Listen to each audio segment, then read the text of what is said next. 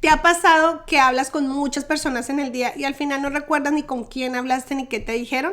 ¿O has terminado el día sintiendo que hiciste 1000 cosas, pero no sabes en qué se te fue el tiempo? Y no estás solo, y no es que haya algo malo en ti. En el episodio de hoy vamos a hablar de ese estado tan invisible pero tan común y conocido por todos, y lo mejor, vamos a hablar de cómo salir de él, de cómo hacer que nuestro peor enemigo se convierta en nuestro mejor amigo. Quédate y lo descubrimos juntos. Bienvenidos a este nuevo episodio.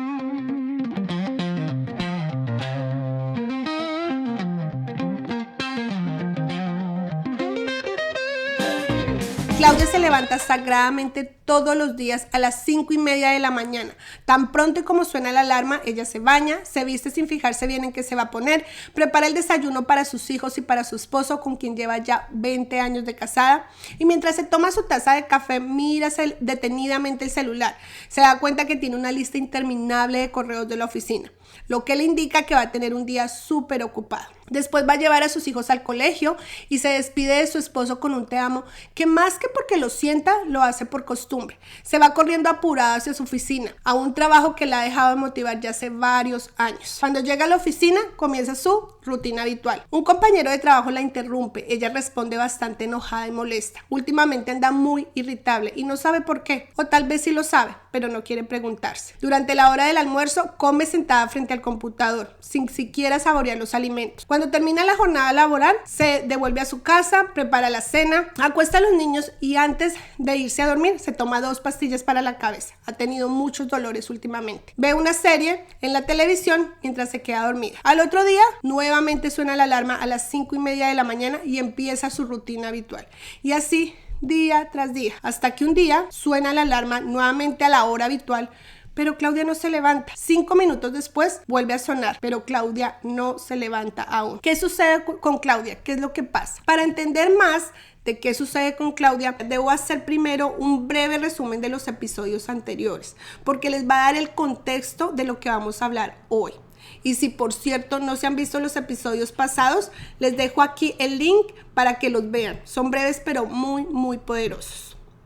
En los episodios anteriores vimos cómo desde la infancia y a lo largo de nuestra vida vamos absorbiendo información como si fuéramos esponjitas de nuestro contexto inmediato. La familia, la escuela, la cultura, la religión, etc. Toda esa información la transformamos en historias que nos vamos contando a nosotros mismos, que las internalizamos y moldean nuestra personalidad y la forma en que vemos el mundo. También reflexionamos sobre la posibilidad de reescribir esas historias y esas narrativas para crear una versión más auténtica y alineada con lo que nosotros realmente queremos ser. ¿Y qué pasó con Claudia? Que ella, al igual que nosotros, comenzó a recibir un montón de información del exterior. Le comenzaron a contar historias como, por ejemplo, cuando conozcas a un hombre y tengas intimidad por primera vez con él, ojo, porque tienes que casarte, porque el matrimonio dura toda la vida. También le contaron que las mujeres son las encargadas de que el hogar funcione, que ella debía procurar el bienestar de todos los miembros de su familia. Y le contaron que específicamente las mujeres de su familia son muy fuertes, que la debilidad para ellos es síntoma de fracaso. Entonces, cada vez que Claudia estaba vulnerable o quería llorar, su mamá le decía: Claudia, sé fuerte y sonríe. Y esto se convirtió como un mantra para Claudia y lo repitió toda su vida. ¿Y qué pasa con esta información y estas historias que le contaron a Claudia? Pasa exactamente lo mismo que a todos nosotros. Se convierten en carpetas mentales con valores, creencias, expectativas, patrones mentales que con el tiempo y poco a poco se van convirtiendo en automático. ¿Y por qué sucede esto? Porque la información que se repite un día y otro día y así sucesivamente, pues se convierte en hábitos. Los hábitos se instalan en nuestro cerebro, luego en nuestro cuerpo, que también tiene memoria, y comienzan a dirigirnos la vida sin que nosotros siquiera nos demos cuenta. Y esto fue pues lo que sucedió con Claudia. Y este es el tema de hoy justamente. Es un tema que conocemos mucho, que ya se convirtió un poco en cliché porque lo escuchamos en todas partes. Y de verdad, si lo tuviéramos realmente identificado y supiéramos cómo funciona, pues muy seguramente no viviríamos tan desconectados. Y el tema de hoy es el piloto automático. ¿Qué es el piloto automático? El piloto automático es ese estado tan sin presencia, es como si estuviéramos desconectados de nuestro presente, como si nos levantáramos todos los días y viviéramos como un sueño y al final no nos acordamos absolutamente de nada lo que pasa. Es como un estado en el que vivimos más por inercia que por elección. Pues de eso vamos a hablar hoy. Pero para saber un poco cómo funciona ese piloto automático y las consecuencias y el impacto que trae a nuestras vidas, es importante comentarles cómo funciona a nivel cerebral. El neuropsicólogo Donald Hebb dijo una enseñanza que a mí me dejó muy marcada, sobre todo porque me di cuenta de la importancia del poder de los pensamientos y de también ver cómo esa información que repetimos una y otra vez, esas historias que nos cuentan y nos las decimos todos los días, cómo impactan en nuestra vida y sobre todo en el día a día. Pues él dijo que las neuronas que se activan juntas se conectan juntas. ¿Y esto qué quiere decir? Significa que cuando repetimos pensamientos, emociones o acciones, fortalecemos esas conexiones en el cerebro. Por ejemplo, hagan de cuenta que ustedes trazan un sendero en el bosque. Mientras más recorren y pasan por ese mismo sendero, pues el camino queda muy, muy marcado. Y es lo mismo que pasa a nivel cerebral. Y es que cuando dos neuronas se conectan es porque está pasando información. Pero cuando se conectan muy fuertemente, se activan cuando reciben información, pero se conectan cuando esa información se convierte en una información repetida. A diferencia de cuando recibimos esa información que de pronto no nos sentimos como tan identificados y como que no la repetimos cotidianamente, entonces las neuronas, ¿qué hacen? Desechan esa información porque no es prioridad, no predominan en el cerebro. Imagínense ustedes, por ejemplo, cuando están aprendiendo a andar en bicicleta. Al principio, ustedes tienen toda su plena atención y plena conciencia en los pedales, en el manubrio, en el equilibrio. Todo el tiempo están pensando en qué movimiento van a hacer. Y pues, ¿qué pasa con esto? Que cuando se repite constantemente se convierte en una habilidad automática. Y lo mismo pasa con los pensamientos y las emociones. Por ejemplo, si yo me digo, cuando me equivoco, es que soy un fracaso, no sirvo para nada. Pues, ¿qué pasa con esto si lo repito constantemente? Pasa que el pensamiento se conecta con la emoción de frustración y cuando esto se combina hace un combo muy, muy peligroso porque ¿qué es lo que pasa? Se comienza a repetir y el día que yo ni siquiera me equivoque o me equivoque por algo sin importancia, inmediatamente voy a comenzar a sentir esa sensación de fracaso. Esa sensación de que yo no sirvo para nada. Entonces ya la próxima vez no hay necesidad ni de equivocarme porque ya me voy a comenzar a sentir mal. Y es por eso que es tan fácil caer en los patrones y tan difícil, pero tan difícil cambiarlos. Porque el cerebro ama lo conocido, ama lo familiar, lo que le da seguridad, lo que ya tenemos cableado. Pero eso no significa que no podamos cambiar en cualquier momento esos cables o que no nos podamos reprogramar. Y esto a nivel cerebral, pero también les voy a comentar algo a nivel experiencial. Un hombre llamado Viktor Frankl, él era un neurólogo y psiquiatra austriaco quien sobrevivió al Holocausto. Él vivió durante 3 años en los campos de concentración nazi. Durante ese tiempo, él vio morir a su esposa, que estaba embarazada, a sus padres y a su hermana. Así como ustedes se deben estar imaginando en este momento, yo también pensé y dije, este hombre, ¿qué esperanzas tenía de vivir? Y sobre todo cuando estaba viviendo esas circunstancias tan adversas en los campos de concentración. Pero Viktor Frankl no pensó lo mismo.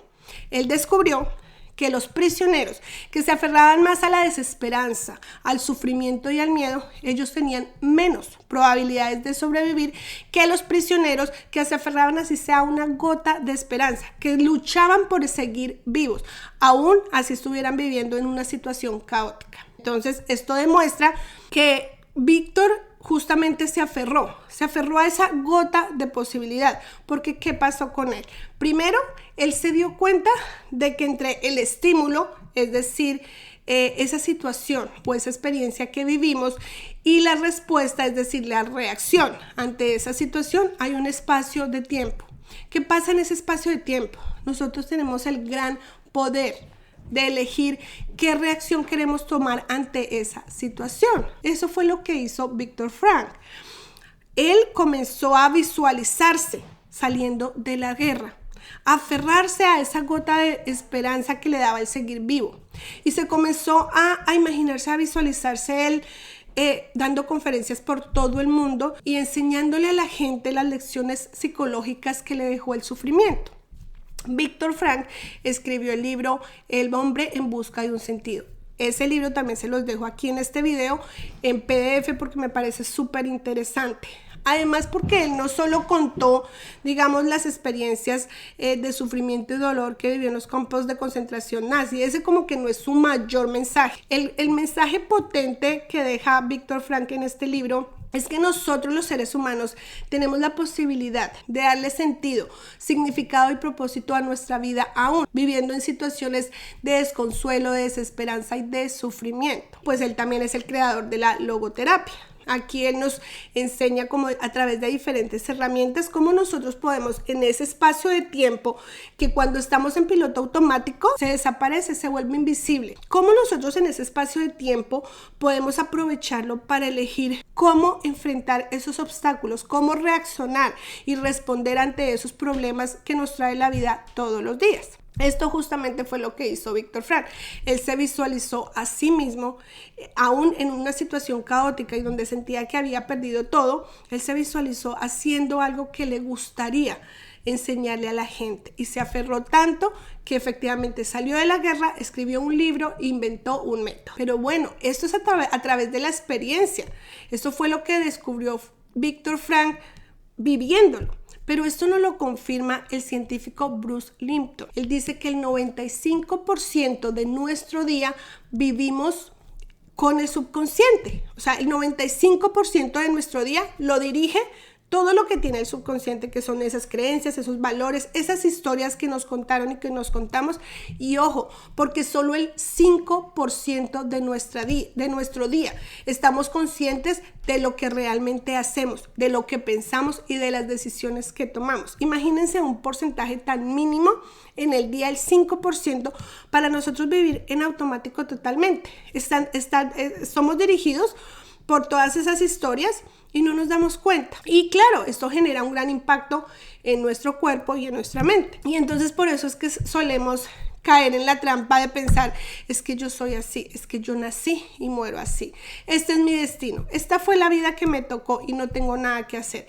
No, lo que pasa es que estamos dirigiendo nuestra vida con un programa que es antiguo, pero nosotros en cualquier momento lo podemos actualizar. ¿Y por qué vivimos en este piloto automático? ¿Qué pasó con Claudia?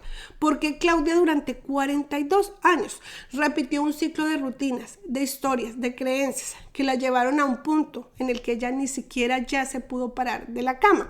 Hay varias razones y acá se las voy a comentar. ¿Este piloto automático es realmente nuestro enemigo? Algunas personas venimos con él y otras no. Algunos somos afortunados de estar más conscientemente en la vida diaria, otros no lo somos y simplemente estamos como robots todo el día. Pues acá les voy a responder a todas esas preguntas.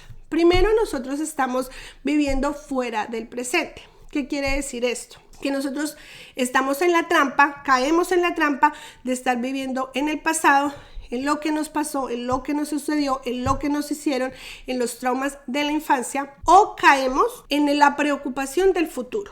¿Qué será que es lo que nos depara el destino? ¿Qué vamos a hacer? ¿Cómo lo vamos a hacer? ¿Hacia dónde vamos? Es que cuando yo tenga esa casa, es que cuando yo tenga plata, es que cuando yo tenga ese hijo. Y Eckhart Tolle nos lo dice muy claramente. El dolor vive en el pasado y en el futuro. Pero adivinen qué. El dolor se deshace en el presente. Y él dice que solo los valientes se atreven a vivir en el presente. ¿Por qué? Porque nosotros le tenemos pánico y un absoluto miedo al silencio y sobre todo a estar con nosotros mismos. Blaise Pascal dice que toda la desgracia del ser humano proviene de hallarse solo en una habitación totalmente en silencio consigo mismo. ¿Por qué? Nosotros constantemente estamos en la búsqueda de ruido, de distracción, de escaparnos de nuestra realidad, porque no nos queremos enfrentar a nosotros mismos. Imagínense a Claudia. Claudia en el fondo sabía que últimamente estaba bastante irritada. Ella sabía el por qué, pero no quería preguntárselo. Le daba miedo esas respuestas. ¿Qué traerían esas respuestas? Tal vez le traerían que llevaba 20 años casada con un hombre al cual ya no quería. O que de pronto su trabajo la había desmotivado tanto que de pronto había escogido la carrera que no era, pero le daba mucho miedo preguntárselo. Así mismo nos pasa a nosotros, le tenemos miedo a enfrentarnos a nosotros mismos y sobre todo al silencio. Imagínense ustedes que a veces nosotros estamos en las interacciones con otras personas y cuando hay esos espacios de silencio nosotros nos sentimos tan incómodos, se siente como tan molesto que intentamos cubrir inmediatamente esas pausas, esos silencios que existen y no nos damos cuenta que el silencio es la herramienta más poderosa que tenemos, sobre todo para descubrirnos, para conocernos, para transformar nuestras vidas y para saber realmente quiénes somos y salir de ese piloto automático. Bueno, y es que estamos también en una cultura y en una sociedad muy tóxica. Y esto lo dice Gabor Mate y yo estoy totalmente de acuerdo con él. Porque la cultura tóxica premia el hacer, no el ser. Es decir, valemos por lo que hacemos, pero no por lo que hacemos. Y nos vemos inmersos en esa rutina de productividad. En el capitalismo, en el consumismo, no se permite que nos demos pausas, no se permite que no hagamos nada. Estamos en modo hacer todo el tiempo. Y esto pues es definitivamente por esa cultura tóxica en la que vivimos, estamos allí muy sumergidos. Bueno, otra cosa también de por qué nosotros estamos en piloto automático y es porque el piloto automático nos da seguridad. Jon Kabat-Zinn explica que nuestros hábitos y rutinas nos dan estructura, nos dan seguridad. Los hábitos nos anestesian porque nosotros tenemos una visión futurista, lo que quiere decir que queremos controlar todo lo que viene. Por eso es esa necesidad de planificar absolutamente todo. Y aún más en países que llamamos desarrollados, en estos países planeamos las vacaciones con un año de anterioridad. Imagínense esa necesidad de control que tenemos los seres humanos. Claro, porque cuando tenemos controlado todos los factores, pues nos da más seguridad, más tranquilidad y a eso nos aferramos. Pero bueno, el piloto automático viene por defecto. Es algo que nosotros, que los seres humanos tienen inherente a su ser, es decir, desde el nacimiento lo tenemos y les voy a contestar que sí, definitivamente es necesario el piloto automático. ¿Por qué? Porque para el cerebro, ¿qué es lo que hace el cerebro? Que nos trata de ahorrar energía, porque quiere hacer eficientes todas las cosas que hacemos durante el día. Por ejemplo, las actividades de lavarse los dientes, de manejar un automóvil, de moverse, de caminar simplemente. Pues claro, si nosotros fuéramos totalmente conscientes, cuando caminamos pues nos demoraríamos mucho, además de que perderíamos mucha energía. Entonces, ¿qué es lo que hace el piloto automático? Ahorra energía para buscar la eficiencia y también porque es una cuestión de supervivencia. Por ejemplo, cuando nosotros se nos presenta una amenaza o un peligro, nosotros debemos responder automáticamente, inmediatamente, pensar y actuar, porque nuestra vida está en peligro. Entonces es una cuestión de protección, de supervivencia. Es decir, aquí les quiero dejar un mensaje muy grande. El piloto automático no es nuestro enemigo. Puede ser nuestro mejor amigo si sabemos cómo hacerlo nuestro aliado, cómo conocerlo. Y los mejores amigos se conocen muy bien. Necesitamos saber cómo funciona, qué hace, en qué momentos aparece y cuándo desaparece también, porque necesitamos acostumbrarnos a que podemos salir de él y estar en presencia, ser consciente de lo que estamos pensando, de lo que sentimos y cómo actuamos. Y pues esto fue lo que pasó con Claudia. Claudia nunca se fijó en que estaba en piloto automático todo el tiempo, que su día estaba dirigido, como nos dice Bruce Lipton, por su subconsciente, por sus creencias, por sus historias. Entonces ella estaba en una relación que no la satisfacía, pero como a ella le dijeron que el matrimonio era para toda la vida, pues tenía que quedarse en él, obviamente. Le contaron la historia de que las mujeres tienen que hacer que el hogar funcione, entonces ella no podía dejar su trabajo porque ese trabajo era el que le permitía pues traer el ingreso a su casa y que existiera un plato de comida sobre la mesa. A ella le dijeron que tenía que reprimir sus emociones, que no podía ser vulnerable, tenía que ser fuerte. Entonces ella no podía parar, por eso todos los días sagradamente se levantaba en las mañanas y tenía que estar constantemente haciendo. porque esa era su labor y esa fue la historia que le contaron. Pero el piloto automático estaba manejando su vida y ella no se estaba dando cuenta. Por eso es que hago este podcast, porque quiero que se den cuenta de que existe y que como Claudia le jugó una mala pasada, porque es muy cómodo vivir en piloto automático, es muy cómodo vivir en el hábito, pero le costó unas consecuencias. Y la consecuencia fue que ese día no se pudo levantar de su cama. Por eso es que les estoy transmitiendo este mensaje, porque quiero que lo reconozcan, que sepan cómo funciona, que sepan cómo actúa y cómo salir de él en momentos que son necesarios. Estas consecuencias que deja el piloto automático puede causar un gran impacto en su vida, así como en la de Claudia. Y aquí les menciono cuáles son algunas de las razones y de las consecuencias de este piloto automático, porque es necesario salir de él. Porque perdemos la conciencia del presente. Hacemos todo en modo automático. Comer, hablar, movernos sin realmente estar ahí. Nos quedamos en rutinas vacías. Seguimos en trabajos o hábitos que ya no nos hacen bien, solo por costumbre. Dejamos de reflexionar. Reaccionamos con enojo, ansiedad o cansancio sin entender de dónde viene. Nos desconectamos emocionalmente. Sentimos un vacío, una especie de apagón interno, nada nos entusiasma. Sentimos un vacío, como si las cosas no estuvieran bien en nuestra vida, y eso afecta a nuestras relaciones. Estamos físicamente, pero no emocionalmente. Respondemos, pero no conectamos. Perdemos el sentido, es decir, cumplimos las tareas, alcanzamos metas y objetivos, pero no sabemos para qué. No hay dirección. Se borra la misión, como ese propósito de vida, ese para qué profundo que nos mueve, se vuelve difuso o desaparece. La creatividad se apaga totalmente. Todo se vuelve repetitivo, sin chispas, sin espacio para el auténtico y terminamos agotados. Hacemos lo que hay que hacer, pero por dentro nos sentimos vacíos. Incluso el cuerpo lo expresa. Dolores, insomnio, enfermedades sin explicación. El cuerpo grita lo que la mente no procesa. Estas son las consecuencias de vivir en piloto automático. Y esto fue lo que le costó a Claudia, no pararse un día de la cama. Y les voy a contar qué fue lo que realmente sucedió. Ella ese día, como todos los días, se quería levantar y su cuerpo no se lo permitió. Su mente quería, porque su mente tenía esas creencias, esas historias que le hacían que se levantara todos los días.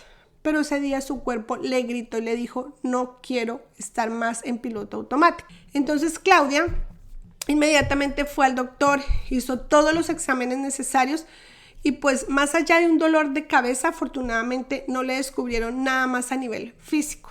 Entonces la remitieron al psiquiatra. Allí la diagnosticaron con depresión y ansiedad. Estuvo durante un tiempo con medicamentos, pero se sentía igual, sentía que nada cambiaba en su vida. Comenzó a ir a un terapeuta, comenzó a hablar con él y comenzó a darse cuenta de que su vida, lo que estaba haciendo no era como se la pintaron. Y que esas creencias y esas historias que le habían dicho no eran las que ella creía y no eran sus propias verdades. Entonces Claudia comenzó a darse cuenta de que podía hacer cambios en su vida. Ella comenzó a hacer algunas pausas, algunas reflexiones, comenzó a cuestionarse.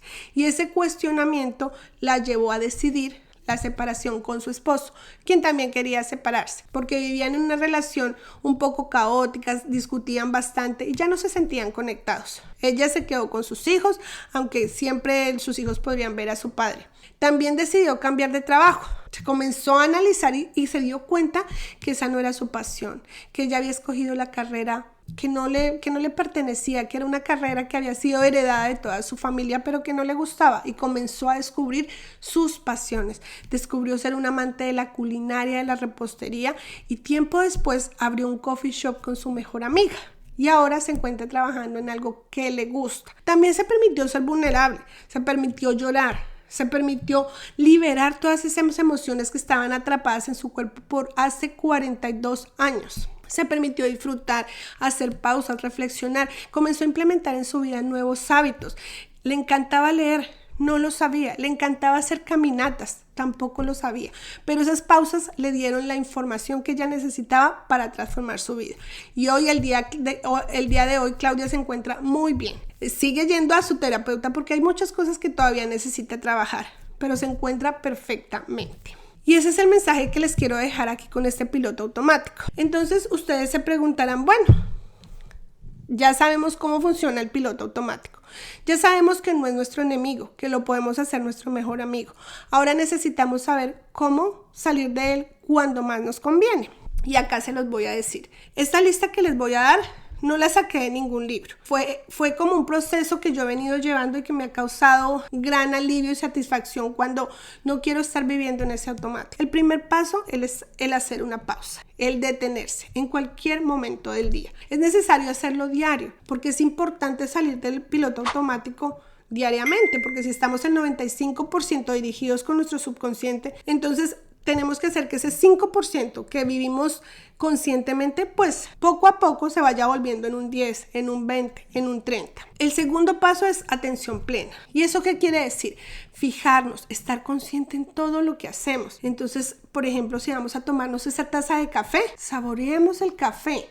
Sintamos el calor de la taza en nuestras manos. Observemos ese color intenso del café. Dediquémonos solo un minuto de tiempo a observar, a romper ese ciclo del piloto automático, teniendo una atención plena. Tercero, observémonos sin juzgarnos. ¿Observar qué?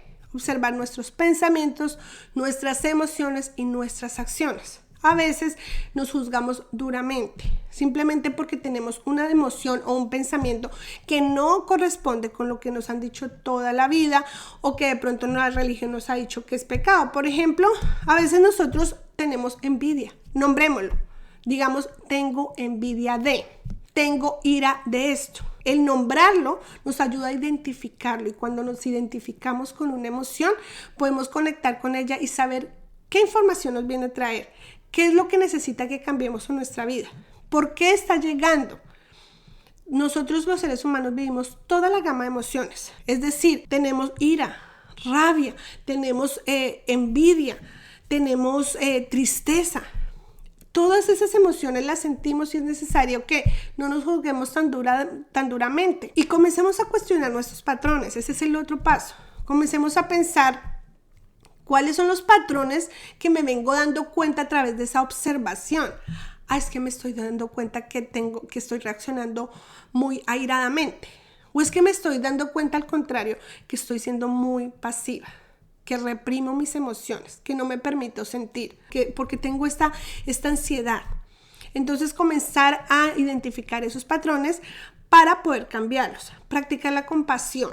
Y eso nuevamente les digo, no nos juzguemos ni nos critiquemos tan duramente. Nadie en el mundo nos trata tan mal como nos tratamos nosotros mismos.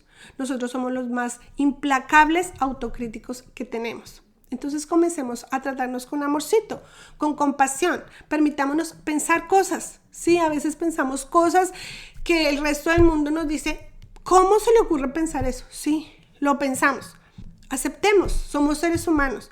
Y mientras más aceptamos las cosas que vienen y cómo somos, más nos conocemos y más sabemos cómo cambiar esos aspectos de nuestra vida que tanto, pero tanto daño nos hacen.